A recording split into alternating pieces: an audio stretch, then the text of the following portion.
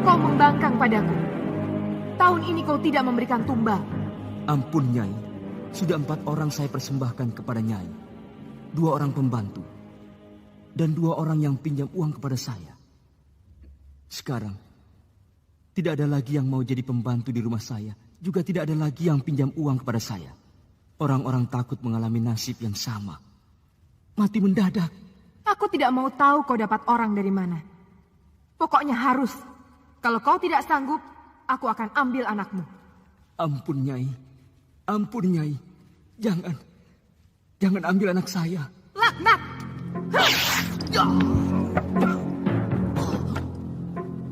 Jadikan dia ganjalan kaki tempat tidurku.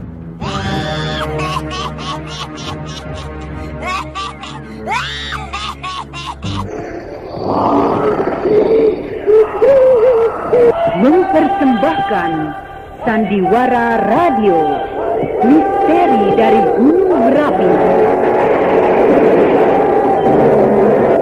Dalam kisah Pengantin Lembah Hantu.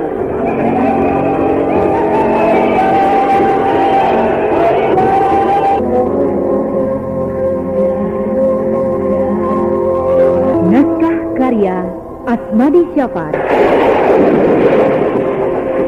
Dengan para pelaku, Ana Rusli sebagai Rosmina, Idris Apandi sebagai Raisman, Iwan Kamajaya sebagai Salihun, Widiati sebagai Julaiha, dan pembawa cerita Neni Sumardi. Akulah yang membawa lari gadis yang bernama Sumirah dari desa air.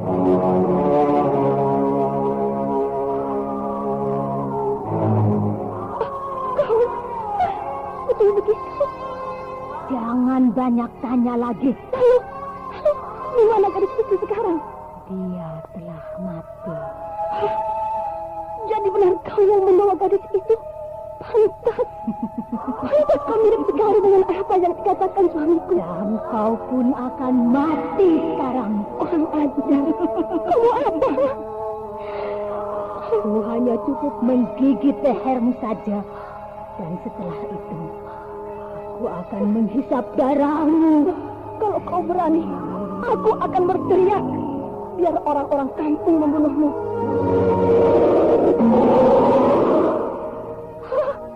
Dia berubah menjadi harimau. Dan sekarang kau berteriaklah. Aku sudah siap menghadapinya. Jangan kamu harimau siluman. Aku harimau siluman. Jangan.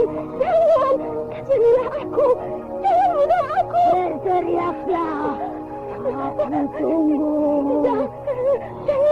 Jangan bunuh aku. Kalau tidak mau berteriak, maka terimalah bagianmu.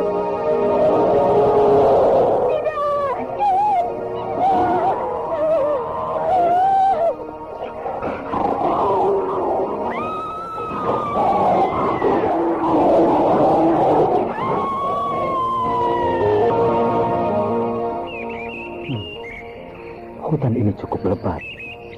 Dan kalau terjadi sesuatu di sini, pasti orang tidak ada yang tahu. Dan menurut firasatku, siluman yang telah membunuh Ibu Julaiha pasti lari kemari. Cuma sayang, hari sudah siang begini. Mungkin dia sudah jauh masuk ke dalam hutan ini.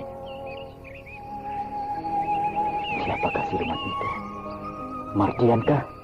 Atau Rosmina? Hai, ada wanita yang menghadangku di bawah pohon itu. Gayanya seperti hendak menghantam aku. Baik, akan aku hadapi dia. Lama betul aku menunggumu di sini. Bibi Rosmina? Betul, Bibi Rosmina kan? Kau tidak usah banyak tanya. Mari kita selesaikan perhitungan kita yang telah lalu. Aku tidak punya masalah dengan Bibi. Kau pura-pura tidak tahu. Sebenarnya kita punya sengketa.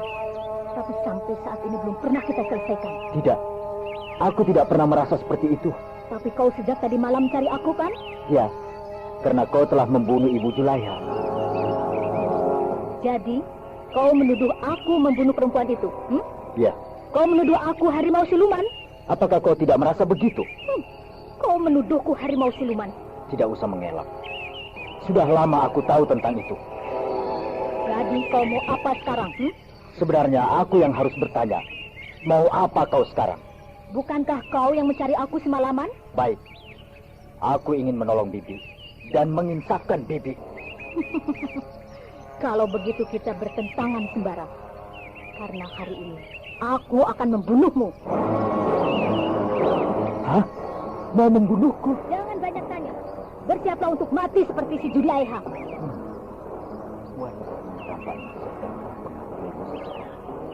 Karena dia bisa menjadi ganas seperti ini. Siapa yang mempengaruhinya? Apalagi yang kau tunggu, Apakah kau akan menyerahkan nyawamu begitu saja padaku? Tidak, bukan begitu. Apakah kita tidak bisa mencari jalan lain yang lebih baik dari kita berbunuhan satu sama lainnya? Hah? Dia berubah menjadi hantu. Mari kita lihat siapa yang pantas hidup di antara kita. Hah? Dia memasang kuda-kuda.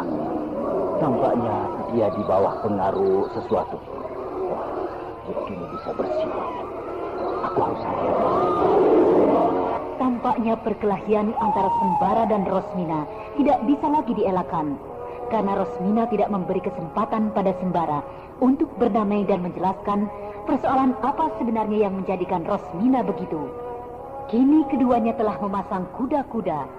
Namun Sembara masih dibuat bingung oleh Rosmina karena tiba-tiba saja Rosmina bisa memasang kuda-kuda seperti seorang pendekar, sehingga Sembara harus hati-hati.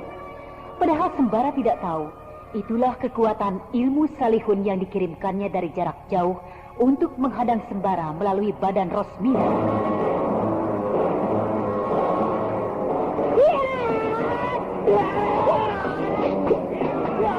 Tampaknya Sembara masih tidak mau untuk menyerang Rosmina yang memang sedang dipengaruhi kekuatan luar biasa itu, sehingga dia selalu mengelak walaupun serangan-serangan itu cukup membahayakan jiwanya. Kenapa kau selalu mengelak? Apakah kau menghina aku? Tidak mau meladeni aku? Ataukah kau memang tidak sanggup melawanku? Apakah memang sudah bulat hatimu untuk menghadapi aku? Kurang ajar. Kau memang benar-benar harus mampus di tanganku.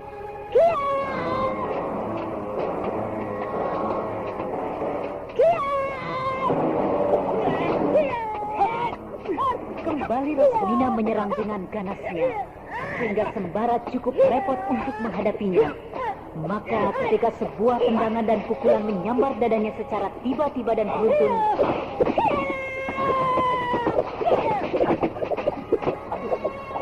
maka kini Sembara bertekad untuk menghadapi Rosmina sungguh-sungguh.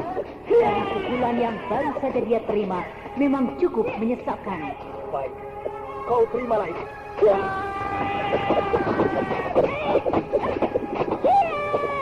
Serangan Sembara cukup berbahaya memang. Palang tangannya menghantam muka Rosmina, maka kakinya menyapu kedua betis Rosmina dengan cepatnya. Namun Rosmina membuat satu loncatan salto yang bagus sekali. Hebat. Dia bisa terbang demikian mengelakkan seranganku. Aku tidak akan beri kesempatan untuknya.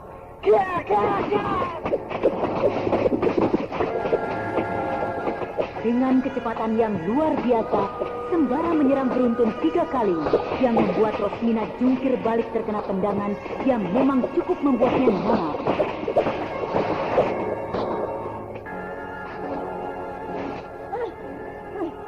Kau berniat membunuhku. Namun Rosmina dengan tenang menjejakkan kakinya kembali dengan bagus. Dan kini dia merentangkan kuku-kuku harimaunya yang siap untuk menerkam dan merobek-robek tubuh Sembara.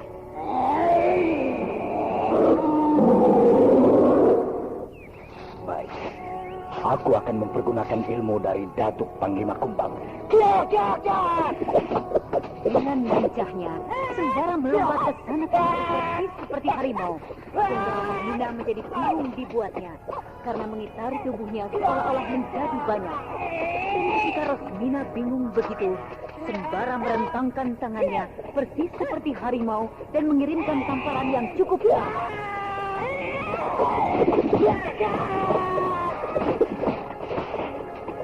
Dan kini Rosmina tidak bisa berbuat apa-apa lagi.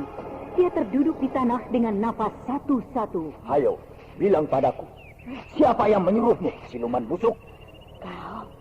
Kau yang busuk, dukun keperet.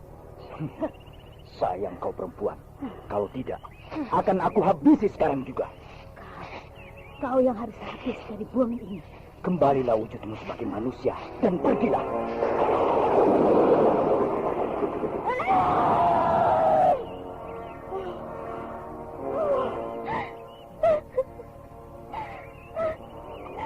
Kurang ajar kau. Aku peringatkan, jangan sekali-kali kau memasuki kampungku lagi dan membunuhi orang-orang di sana. Kalau sekali lagi begitu, maka aku tidak akan segan-segan mengirim nyawamu ke alam baka.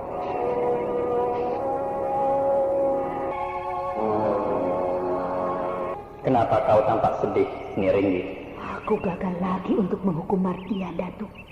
Bukankah Mardian masih berada di sekitar kampungnya, Niringgi? Iya, Datuk. Tapi dia dilindungi oleh Sembara. Si pangeran maksudmu? Iya, Datuk. Aku diserang ketika Mardian sudah hampir bisa aku taklukkan. Si pangeran berbuat begitu? Betul dia berbuat begitu, Nik? Aku diserangnya dengan ilmu dari si cambuk kilat, Datuk. Kau diserangnya dengan ilmu pukulan kilat yang berbahaya begitu? Aneh, benar-benar aneh.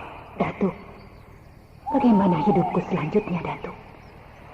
Aku benar-benar tidak bisa lagi untuk menghadang Mardian dimanapun dia berada. Karena dia dilindungi oleh orang yang disayangi oleh kakek Jabat. Dan juga disayangi oleh Datuk Panglima Kumbang sendiri.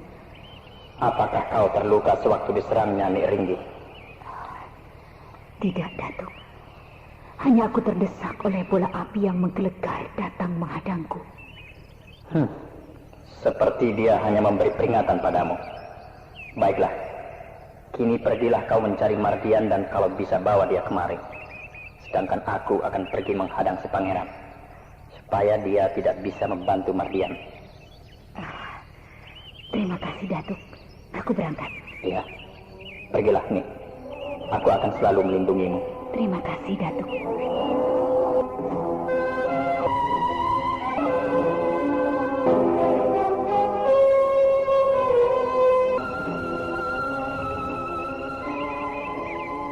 Pangeran? Maaf, Datuk. Aku tidak melihat Datuk datang. Kenapa kau termenung di dalam hutan lebat begini, Pangeran? Tidak, Datuk. Aku hanya habis mengusir orang yang mengganggu ketentraman kampungku. Kenapa tidak kau bunuh saja dia, Pangeran? Rosmina yang Datuk maksudkan? Iya. Aku tadi melihatnya lari dari hutan ini. Badannya kotor dan tampaknya dia lelah sekali. Iya, Datuk. Memang dia habis berkelahi denganku, Datuk. Kau sekarang memang orang yang baik hati, Pangeran. Aku memang tidak sampai hati untuk membunuhnya, Datuk. Tapi kebaikanmu sekarang ini tidak pada tempatnya. Maksud Datuk? Kau baik terhadap musuhmu, tapi kau tampaknya jahat terhadap kawanmu. Maaf, saya tidak mengerti maksud Datuk. Kau tentang kejadian yang menimpa Niringgi? Ya, aku tahu. Dia telah dicelakakan oleh Mardian. Dan sampai sekarang dia tidak bisa membalas sakit hatinya itu, Pangeran. Ya, Datuk. Karena kau telah melindungi Mardian dari kejaran dan pembalasan Niringgi. Aku melindungi Mardian? Bukankah kau telah melindungi Mardian dari perkaman Niringgi beberapa hari yang lalu? Ya, Datuk. Maaf. Itu karena saya tidak sampai hati melihat dia dirobek-robek di depan mataku. Itulah kelemahanmu, kesalahanmu. Betul, Datuk. Dulu, ketika Niringgi dan anak-anaknya dibunuh oleh manusia yang berhati iblis itu dengan senapan berburunya, kau hanya bisa diam, tidak menghalanginya sama sekali. Kini ketika dendam itu akan dibalaskan, kau menghalanginya. Maaf Datuk atas tindakanku itu. Ingat pangeran, bila kau masih berbuat begitu terhadap kaumku, maka perjanjian kita mulai aku hitung. Ya Datuk. Kau masih ingatkan syarat persahabatan kita? Ya Datuk. Aku akan diterkam dan dibunuh harimau bila aku sudah membunuh harimau sebanyak 99 ekor. Iya. Karena untuk menggenapkannya 100 ekor adalah dengan nyawamu. Iya Datuk. Dan kini, aku menganggapmu telah membunuh 3 ekor kaumku. Kenapa begitu Datuk? Bukankah aku belum pernah membunuh satu pun harimau di hutan ini? Dan di mana saja? Karena kau telah melindungi Mardian, maka nyawa Nik Ringgi dan kedua anaknya yang dibunuh Mardian adalah jadi tanggung jawabmu. Begitu beratkah dosa yang aku buat? Dan kini, Nik Ringgi sedang mencari Mardian. Aku harap kau tidak menghalanginya. Aku pergi. Ya Datuk.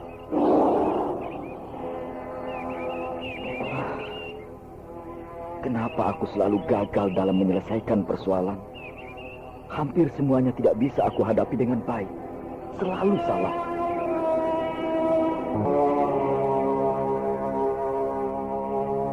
Sembara kini menjadi bingung karena apa yang dia lakukan untuk menolong Mardian ternyata mendapat tantangan keras dari Datuk Panglima Kumbang. Sementara itu, dia pun bingung karena sahabatnya Basir hilang begitu saja tanpa dia ketahui di mana Basir itu sekarang berada. Dan Rosmina setelah menghadapi Sembara pergi mencari Mardian untuk membalaskan sakit hatinya karena suaminya mati di tangan pemuda yang telah berubah menjadi siluman itu. Juga Nik Ringgi mencari Mardian untuk menagih nyawa kedua anaknya yang dibunuh oleh Mardian dengan senapan berburunya. Nah, saudara pendengar, bagaimanakah nasib Mardian? Dan bagaimanakah nasib Basir di dalam tawanan Pak Badirul? Juga siapakah gadis yang bernama Seruni yang menolong Basir di rumah Pak Badirul? Demikian tadi telah kita ikuti serial Sandiwara Radio ini. Sampai jumpa esok hari pada waktu dan gelombang yang sama.